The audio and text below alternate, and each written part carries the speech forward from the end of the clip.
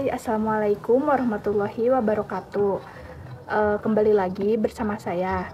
Nah, di sini saya akan melanjutkan materi akuntansi manajemen di sesi 9 yang berjudul Cost Volume Profit Analysis. Sebelumnya, perkenalkan, nama saya Seliriawan dari Manajemen 21E dengan NIM 2021 008 0092. Baik, di pembahasan pertama yaitu ada di sini ada 4 poin pembahasan. Nah, yang pertama saya akan membahas mengenai pendahuluannya terlebih dahulu. Jadi, tujuan utama perusahaan dibentuk adalah untuk memperoleh laba secara maksimal. Nah, untuk mengetahui perusahaan memiliki kinerja yang baik dapat dilihat dari berbagai sisi, mulai dari segi eksternal maupun dari segi internal. Dari segi eksternal, yaitu keadaan politik suatu negara, kebijakan pemerintah, dan efek langsung pada kinerja sebuah perusahaan. Kemudian, jika dilihat dari segi internalnya, biasanya yang biasa para investor lihat yaitu adalah dari laporan keuangan perusahaan itu sendiri.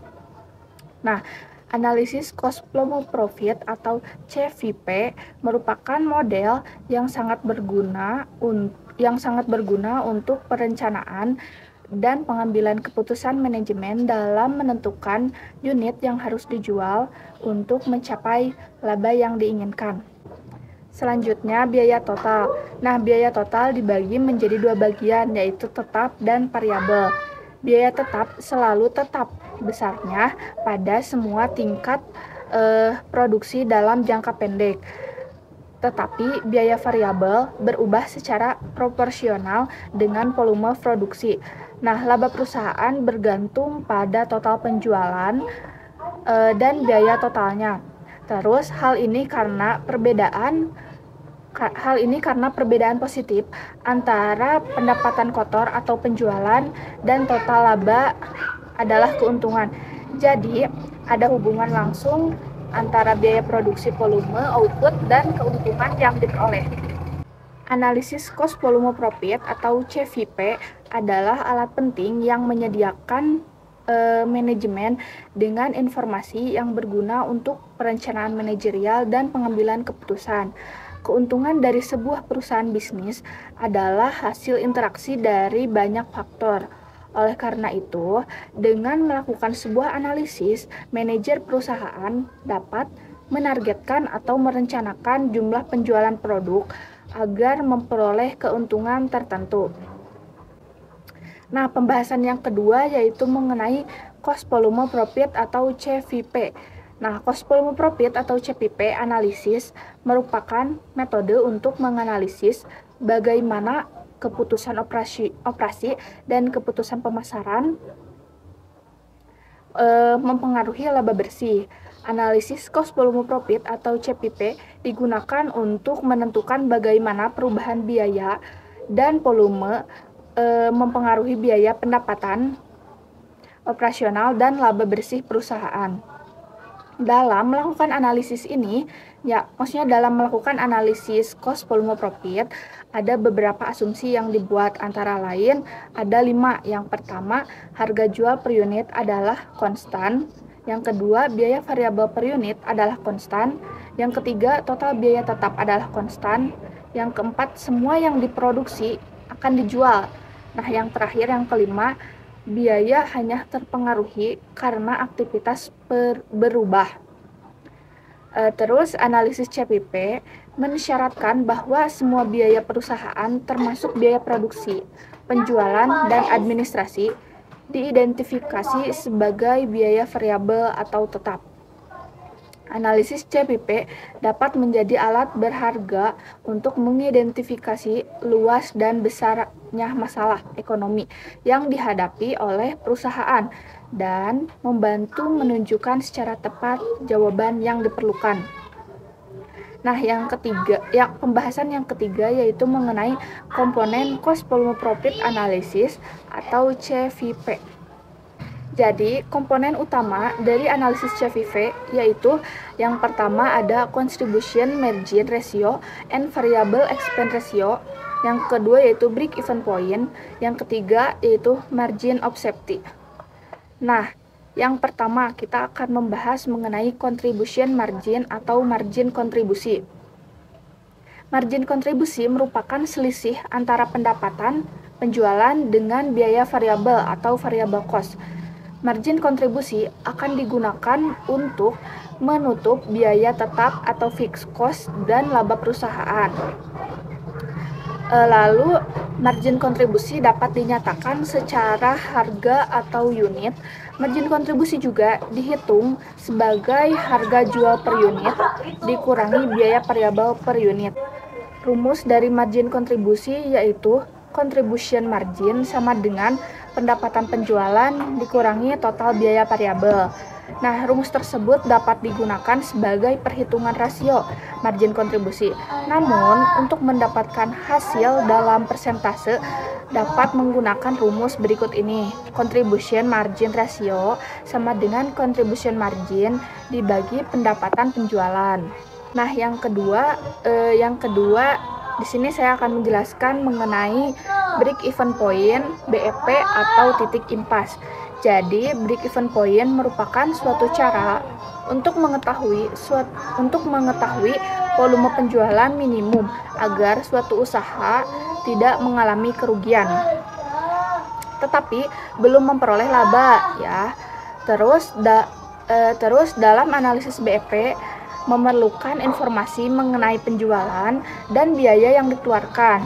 Terus laba bersih akan diperoleh bila volume penjualan melebihi biaya yang harus dikeluarkan. Sedangkan perusahaan akan mengalami kerugian bila penjualan hanya cukup untuk menutup sebagian biaya yang dikeluarkan.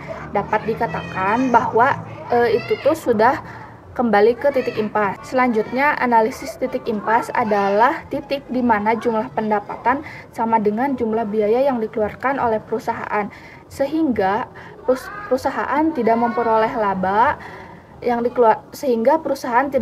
laba ataupun perusahaan tidak akan menderita kerugian.